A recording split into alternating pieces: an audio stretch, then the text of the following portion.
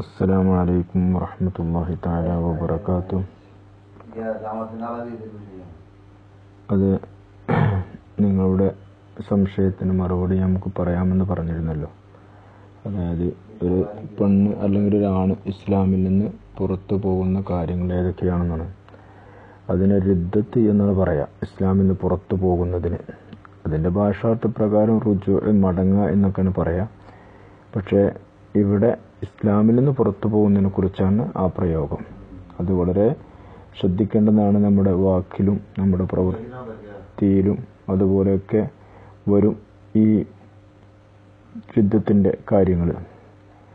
അപ്പോൾ അങ്ങനെയുള്ള സമയങ്ങളിൽ അതായത് അത് പരിഗണിക്കപ്പെടുക ഒരു മുക്കല്ലഫായ മതകീർത്തനയുള്ള, അതായത് യഥേഷ്ടം കാര്യങ്ങളൊക്കെ പ്രവർത്തിക്കാൻ കഴിയുന്ന ഒരാളിൽ നിന്നാണ് ഇത് സംഭവിച്ചാൽ അതിനെ പരിഗണിക്കപ്പെടുക.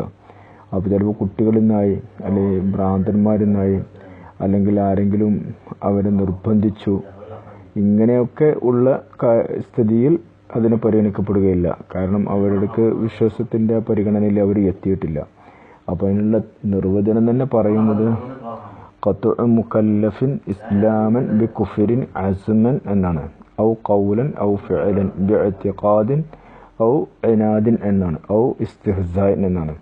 അപ്പോൾ ഒന്നുകിൽ അവൻ്റെ വാക്കിൽ അല്ലെങ്കിൽ പ്രവൃത്തിയിൽ ഇപ്പോൾ, അതല്ലെങ്കിൽ കുറച്ച് കഴിഞ്ഞിട്ട്, ഇങ്ങനെയൊക്കെ എന്താവുക അവൻ്റെ വിശ്വാസത്തിൽ എന്ന് പറഞ്ഞാൽ ഒരാൾ വിശ്വസിക്കുകയാണ്, കുറച്ച് കഴിഞ്ഞിട്ട് എന്താവുക ഇങ്ങനെ ഇസ്ലാമിൽ നിന്ന് പുറത്തൊക്കെ പോകണം എന്നുള്ള ഒരു ചിന്ത അവൻ്റെ മനസ്സിൽ അവൻ്റെ വിശ്വാസപരമായിട്ട് വന്നാൽ തന്നെ അവൻ ഇസ്ലാമിൽ നിന്ന് പുറത്തു പോയി. ഇതാണ് അവൻ്റെ സ്ഥിതി വരുന്നത്. അല്ലെങ്കിൽ അവൻ വാക്കാൽ പറഞ്ഞു, അല്ലെങ്കിൽ അവൻ്റെ ഒരു പ്രവൃത്തി ഉണ്ടായി, അല്ലെങ്കിൽ അവന് തർക്കത്തിൻ്റെ ഒരവസ്ഥയിലായിരുന്നു അവനങ്ങനെ പറഞ്ഞത്, അല്ലെങ്കിൽ പരിഹാസം മുഖേനയാണ് പറഞ്ഞത്. അതായത് അള്ളാഹുവിനെ നിഷേധിക്കുക, ഇത് തന്നെ അതിൽ ഒന്നാമത്തെ കാര്യം. അപ്പോൾ അതങ്ങനെ ആ നിഷേധാത്മകമായ പ്രവർത്തനം അവനിൽ നിന്ന് ഉണ്ടായി.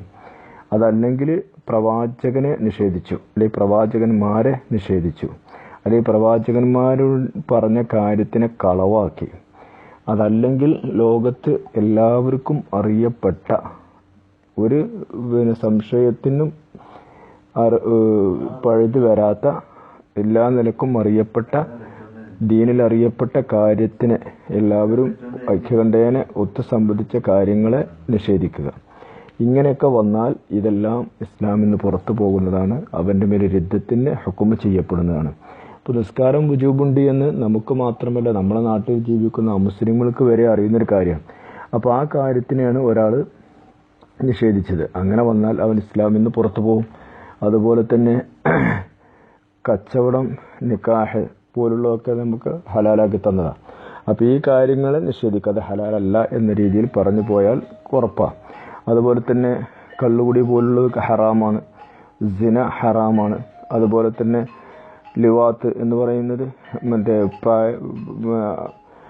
ഇപ്പോൾ ഏകദേശം പ്രായപൂർത്തിയായ കുട്ടികളെ കൊണ്ടൊക്കെ ചെയ്യുന്ന കാര്യങ്ങൾ. അപ്പോൾ അങ്ങനെയുള്ള കാര്യങ്ങളൊക്കെ ഹറാമാണ് എന്ന് ശറഅ് പറഞ്ഞത് ഹലാലാണ് എന്ന് ഒരാൾ പറഞ്ഞാൽ, അല്ലെങ്കിൽ അതേ രീതിയിൽ അതിനെ കൊണ്ടുവന്നാൽ ആ പ്രവൃത്തി ചെയ്യലല്ല, ആ പ്രവൃത്തിയെ അത് ഹലാലാണ് എന്ന് ഒരാളുടെ മനസ്സിൽ വിശ്വാസം വന്നു, അതല്ലെങ്കിൽ അവന് വാക്കുകൊണ്ട് പറഞ്ഞു കഴിഞ്ഞാൽ അവൻ ഇസ്ലാമിൽ നിന്ന് പുറത്താണെന്നാണ്.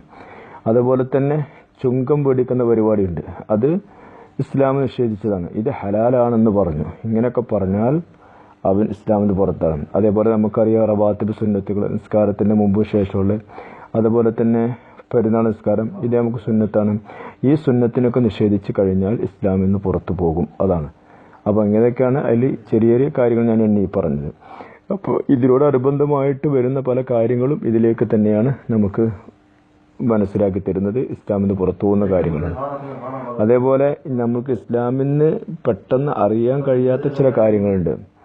അതായത് പിന്നെ വല്യമ്മക്ക് 6-1 അതുപോലെ തന്നെ മകൻ്റെ മകൾക്ക് 6-1 എന്നൊക്കെ പിന്നെ ഇറിസിൻ്റെ, അതായത് അനന്തരാവകാശത്തിൻ്റെ ബാബിൽ വിശദീകരിക്കപ്പെടുന്ന സംഭവങ്ങൾ, കാര്യങ്ങളുണ്ട്. അപ്പോൾ അത് എല്ലാവർക്കും അറിയാൻ സാധ്യതയില്ല. അപ്പോൾ അങ്ങനെയുള്ള കാര്യങ്ങൾ നിഷേധിച്ചതാണെങ്കിൽ അതിൽ പുറത്തു പോകുന്ന പ്രശ്നം വരുന്നില്ല.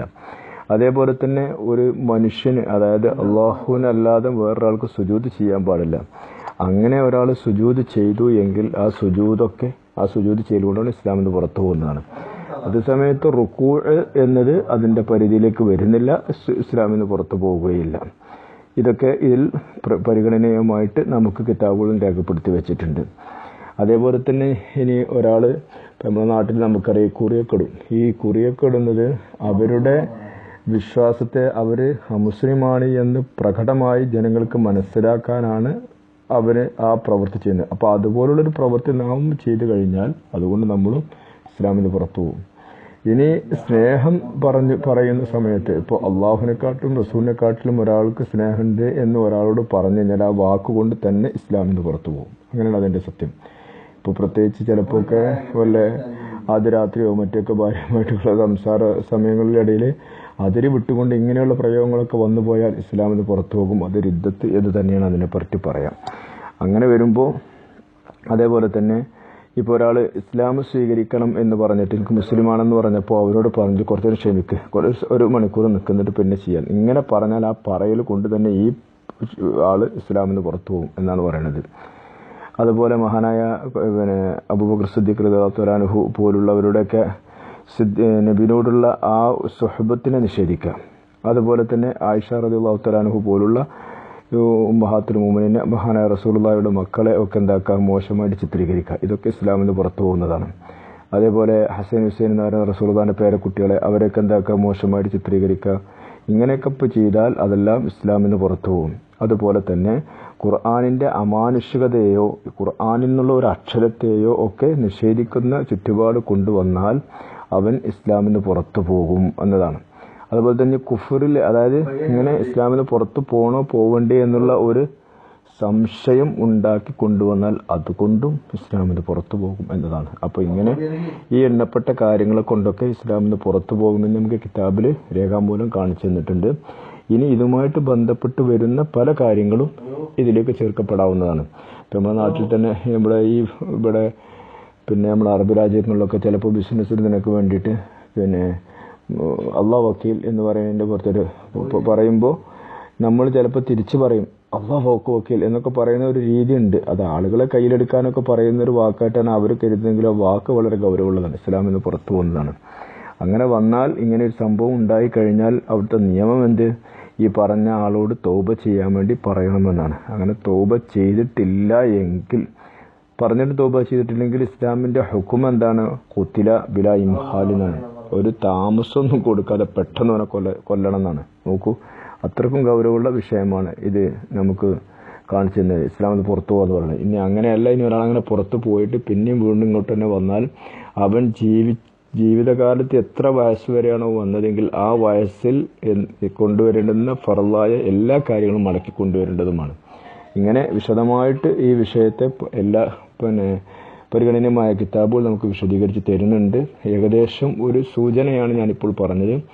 അപ്പോൾ ഇതുപോയിട്ട് ബന്ധപ്പെടുന്ന പല കാര്യങ്ങളും ഇസ്ലാമിന് പുറത്തു പോകുന്നതാണ്. അപ്പോൾ ആലോചിക്കുക.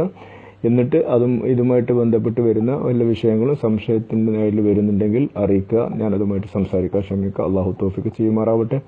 പിന്നെ ഞാൻ ബൈജു നിങ്ങളുടെ പേരിൻ്റെ ഇതിനെ പറഞ്ഞത് അത് റെക്കോർഡിക്കലൊക്കെ ആയിട്ട് മാറ്റണമെങ്കിൽ പ്രയാസമുണ്ടെന്ന് മനസ്സിലായിട്ടുണ്ട്.